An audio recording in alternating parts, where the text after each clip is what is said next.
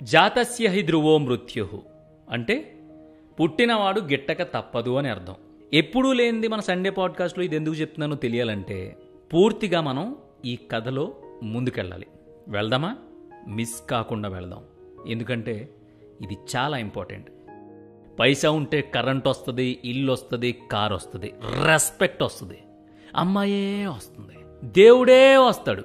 అదే లేకపోతే ఏం బతుకురా కుక్క బతుకు థు అని మన బతుకుల మీద మనమే ఉమ్మేసుకుంటాం కదా. ఈరోజు నేను చెప్పే రియల్ స్టోరీ వింటే ఇక నుంచి మన మీద మనం ఊసుకోవడం మానేస్తాం. మీ మీదొట్టు. మరిక మొదలెడదామా? అతని పేరు చెబితే ముంబై మొత్తం సలాం అంటుంది. అపర కుబేరుడు. అన్నీ ఉన్నాయి, కానీ ఆరోగ్యం పాడైంది. ఆసుపత్రి పాలయ్యాడు. ప్రపంచంలోకెల్లా టాప్ డాక్టర్స్ మొత్తం బెడ్ చుట్టూ నుంచున్నారు. ఏ వ్యాధికి ఏ ట్రీట్మెంట్ చేయాలో వాళ్ళకి తెలిసినట్టు ఇంకెవ్వరికీ తెలియదు. కానీ ఏం చేయలేకపోయారు. ఆ బెడ్ మీద ఉన్నది ఎవరో కాదు, అపర కుబేరుడు రాకేష్ జుంజున్వాలా. అతను చిటికేస్తే కొండ మీద కోతి కూడా దిగొస్తుంది. ఊరంతా కొంప, ఆర్మీ లాంటి పరివారం. ఇలా డబ్బుంటే అన్నీ వస్తాయి, కానీ డబ్బు వల్ల వచ్చే కొన్ని మనిషిని జీవచ్చవంలా మార్చి పడుకోబెట్టేస్తాయి. ఈ నిజం తెలియడానికి the great stock market king అపర కుబేరుడు రాకేష్ జుంజున్వాలాకి దశాబ్దాల కాలం పట్టింది. అసలు ఆయన డబ్బు గురించి, జీవితం గురించి ఏం చెప్పాడో తెలుసా?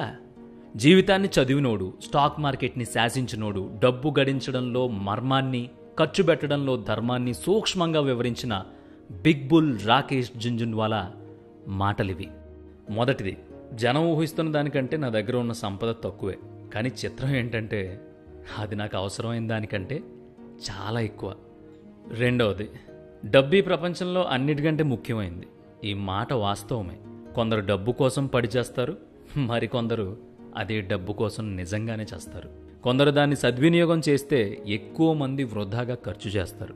సంపాదన కోసం అందరూ కష్టపడతారు. ఇక మూడోది, కావాల్సిన దానికంటే ఎక్కువ డబ్బు సంపాదించిన తర్వాత నాకు ఒక సత్యం అర్థమైంది. అన్నిటికీ డబ్బే ప్రధానం కాదు, సంపాదన జీవిత పరమార్థం కాదు అని.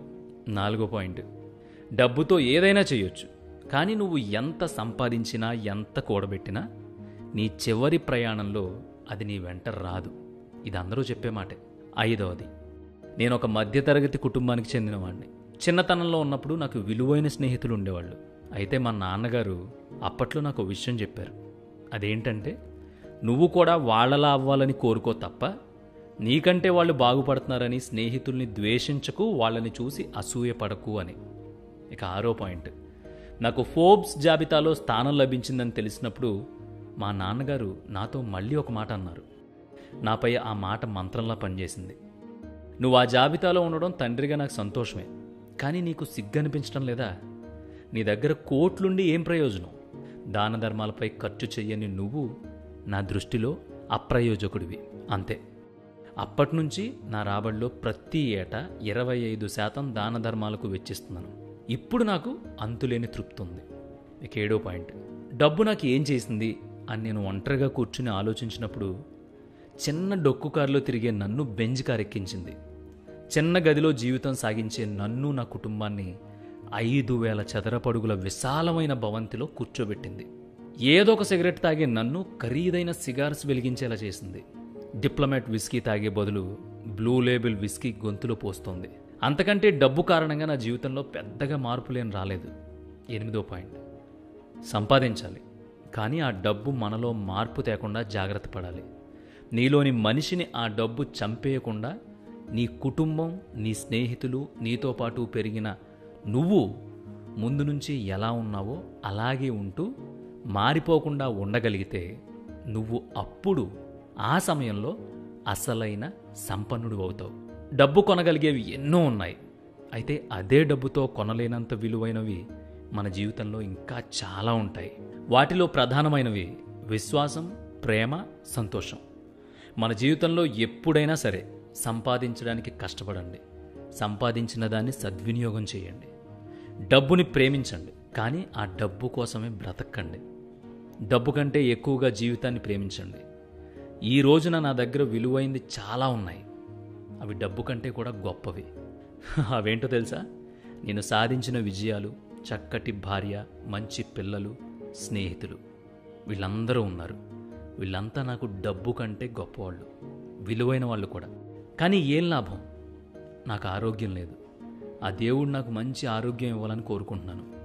వేల కోట్ల రూపాయల అధిపతి బిగ్ బుల్ రాకేష్ జుంజున్వాలా ఆరోగ్యం క్షీణించినప్పుడు మంచం మీద ఉన్నప్పుడు చెప్పిన మాటలివి.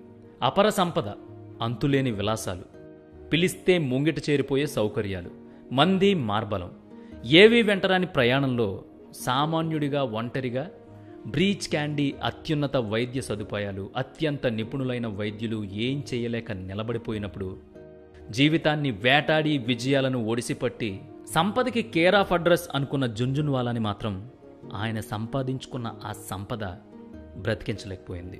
ఆయన అర్ధరాత్రి దాటాక ఇంటికి వచ్చేవాడంట. భార్యతో గడిపే తీరిక కూడా ఉండేది కాదు. కానీ పిల్లలు పుట్టాక వారాంతాలు వాళ్లతో గడపడం మొదలుపెట్టాడు. అంత సంపాదించిన, అంత అనుభవం ఉన్నా అతనికేం కష్టాలు లేవనుకోవద్దు, ఓటమిలు తెలియదనుకోవద్దు. జీవితంలో అతను పశ్చాత్తాపడిన విషయాలేంటో తెలిస్తే మీరు నిజంగా కంగు తింటారు. అతను సిగరెట్లు, మందు ఎక్కువగా తీసుకునేవాడట. తిండిపై నియంత్రణ ఉండేది కాదంట. వాటి వల్లే తన దగ్గర ఎంత సంపద ఉన్నా సరే ఆరోగ్యాన్ని కోల్పోవాల్సి వచ్చింది. ఆయన ఏమన్నాడో తెలుసా? ఇప్పుడు నా గతాన్ని మార్చుకునే అవకాశం లేదు, కానీ భవిష్యత్తును మార్చుకునే అవకాశం మీకుంది. అందుకే ఈ మాటలు మీకు చెప్తున్నాను అని అన్నాడంట.